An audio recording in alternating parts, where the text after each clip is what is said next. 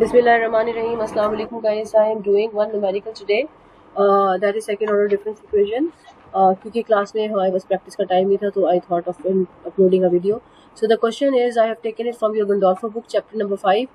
Yt is equals to 1.8 yt minus 1 minus yt minus 2 plus 100. और ये second order difference equation है because you can see the difference of the highest time and the lowest time is 2.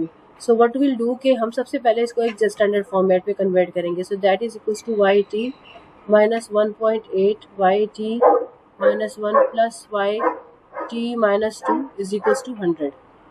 ठीक है, ये अब हमने standard form में कर दिया इसे. इसके बाद हम इसका होमोजीनियस पार्ट लेंगे. होमोजीनियस राइट, वो क्या होता है yt minus 1 minus 1.8 yt minus yt था ये यहाँ पे गलत हो गया. So that was yt minus 1.8 yt minus 1 minus yt minus 2 is equals to 100. तो let yt is equals to lambda t. हमने ये ट्राई करना है.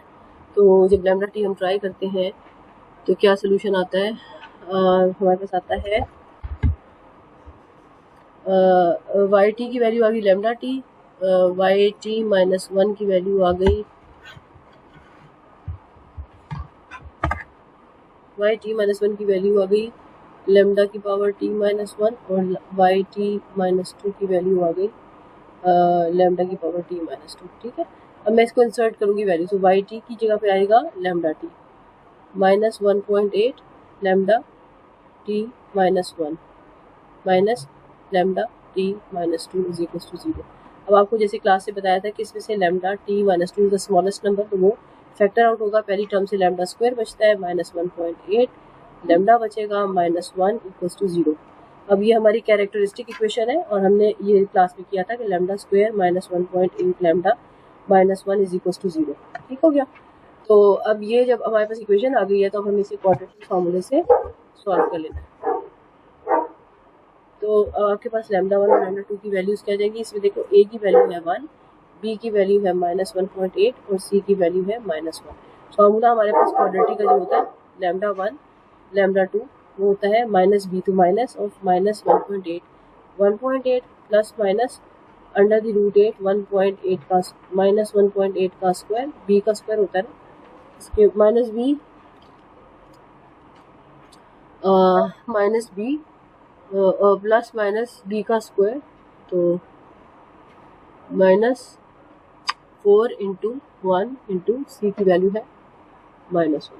ठीक है, ये फार्मूला आपको अच्छे से आता है. और डिवाइडेड बाय 2 इंटू ए, तो 2 आ गया. तो ये क्या चीज़ बनेगी 1.8 प्लस माइनस, और 1.8 का स्क्वायर क्या होता है ये भी कर लेते हैं, माइनस और माइनस प्लस 4. तो 1.8 का स्क्वायर जो है वो आ जाएगा जी, कैलकुलेटर निकाल लेती हूँ यहाँ से. कैलकुलेटर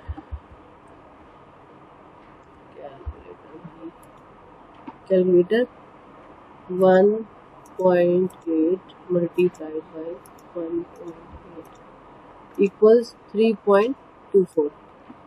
तो हम यहाँ पे लिख देते 3.24 था डिवाइडेड बाय 2. इसको सिंप्लीफाई करेंगे तो ये आ जाएगा 1.8 प्लस माइनस 7.24 है ना, डिवाइडेड बाय 2. तो 7.24 का स्क्वायर रूट क्या आएगा वो भी देख लेते हैं. कहाँ गया कैलकुलेटर कहाँ गया,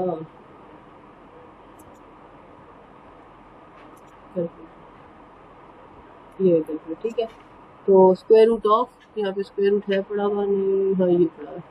स्क्वायर रूट ऑफ क्या 7.24 इक्वल्स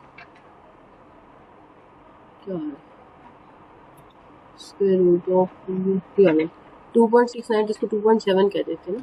तो ये हमारे पास बेसिकली क्या आ गया 2.7 आ गया. तो ये आ गया जी lambda 1 and lambda 2 is equals to 1.8 plus 2.7 by 2 plus minus. तो 1.8 प्लस 2.7 बाई 2 एक वैल्यू आ गई एंड 1.8 माइनस 2.7 बाई 2. तो आपके पास 1.8 3 ये आपके पास आ जाता है, ये पॉजिटिव रूट आ जाएगा. ठीक है, और ये आपका ग्रेटर देन 1 भी आ रहा है कि देखो ये 1 और 2 तो 3 बन गया ना, और 0.8 और 0.7 ये आ जाता है 1.5 के करीब आ जाएगा। तो ये तकरीबन 3 and 4 4.5 over 2 आ गया, ठीक है। और यहाँ से इसको करेंगे तो ये आ जाएगा माइनस क्या मसला है 2.7 माइनस 1.8, तो ये आ जाएगा 8 निकल गया, 2 से 0.9 आ जाएगा, माइनस 0.9/2। तो अब देखो कि ये जो वैल्यू है ना ये लेस देन 1 आ रही है, और यानी 0.9 का भी हाफ तो माइनस 0.45 आ जाएगा, और ये जो है 4.5 का हाफ, तो इसका मतलब है ये 2 के करीब आएगा। तो बेसिकली ये पॉजिटिव भी है और ग्रेटर देन 1 भी है, और ये नेगेटिव है, ठीक है, और लेस देन 1 है। तो इस पॉजिटिव होने की वजह से मोनोटोनिसिटी आती है, और ऑसिलेशन की वजह से नेगेटिव की वजह से ऑसिलेशन आती है। तो एक रूट मोनोटोनिक है और एक रूट ऑसिलेटरी है। अब जो रूट मोनोटोनिक है वो 2.25 है, ठीक है। ये जो वैल्यू है ना ये आ जाएगी 2.25, और ये जो है आ जाएगी -0.45। तो ये यानी अप्रॉक्सीमेटली देख लो तो -0.5 आ गई। तो एक वैल्यू -0.5 है, यानी कि 1 से 0.5 कम कन्वर्जेंस के मिडल में, और ये जो है डाइवर्जेंस के बहुत हाई लेवल पर है, यानी much higher than 1। The difference between +1 and 2.25 is 1.25, and the difference between -1 and 0.5 is -0.5। तो जो कौन सी चीज़ डोमिनेंट है, नज़र आ रहा है कि डाइवर्जेंस जो है वो डोमिनेंट है, ठीक है। और दूसरी बात है मोनोटोनिसिटी और ऑसिलेशन की हम बात करें तो जो हमारा नेगेटिव रूट है वो स्मॉलर है और हमारा पॉजिटिव रूट ग्रेटर है। इसका मतलब है कि जो सिस्टम होगा वो मोनोटोनिक हो जाएगा जब डोमिनेंस मोनोटोनिसिटी की है और डोमिनेंस डाइवर्जेंस की है। तो ये बेसिकली जो सिस्टम है हमारा मोनोटोनिक डाइवर्जेंस की तरफ चला जाएगा, ठीक है।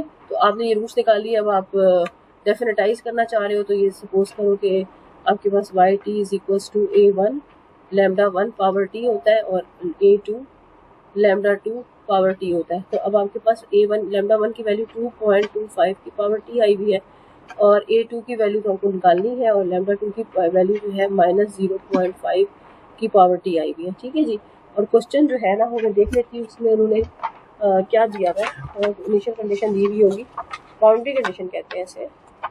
सो they must have given a boundary condition. No, they haven't given any boundary condition. इसका मतलब है कि उन्हें डेफिनेटाइज करने में कोई मसला नहीं है, राइट। पर डेफिनेटाइज करना हो तो लेट्स से अगर मैं आपको इसकी वैल्यू खुद से दे दूँ, फॉर एग्जांपल आपको ऐसे दी हुई हो कि y at 0 = 0 and y at 1 = 5। तो इसका मतलब है वैल्यू क्या दी हुई है, 0 0 दी हुई है और एक आपको 1 and 5 दी हुई है। सपोज मैं इसको इंसर्ट करती हूँ तो y at 0 = a into 2.a1 लिखा ना, 2.50 plus a2 into -0.5 की पावर 0। सो बेसिकली y0 किसके बराबर था, 0 के बराबर था, तो a1 into 1 plus a2 into 1, और ये आ गया a1 plus a2 = 0। इसी तरह से जब मैं ये दूसरी वैल्यू पुट करूंगी तो ये आ जाएगा y at 1 = a1 2.25 की पावर 1 प्लस a2 इंटू -0.5 की पावर 1। तो ये क्या चीज़ आ जाएगी, ये आ जाएगी जी y1 किसके बराबर हमने लिखा हुआ था, हमने लिखा था वो 5 के बराबर है, तो ये 5 आ गया, ये 2.25 a1 आ गया, और ये -0.5 a2 आ गया। अब आपके पास दो इक्वेशंस क्या बन गई है, एक बन गई है a1 प्लस a2 = 0, और दूसरी ये बन गई है। तो आप सिंपली ये कर लो कि a1 = -a2 है, इसको उठा के इसमें पुट कर दो, वहाँ से वैल्यूज आ जाएंगी, a2 की वैल्यू आ जाएगी, जब a2 की वैल्यू आएगी तो उससे a1 की वैल्यू आ जाएगी, तो बस यहाँ पे इंसर्ट कर दो, तो आपका सिस्टम ये डेफिनेटाइज हो गया, ठीक है। अब आ जाए होमोजीनियस पार्ट के ऊपर।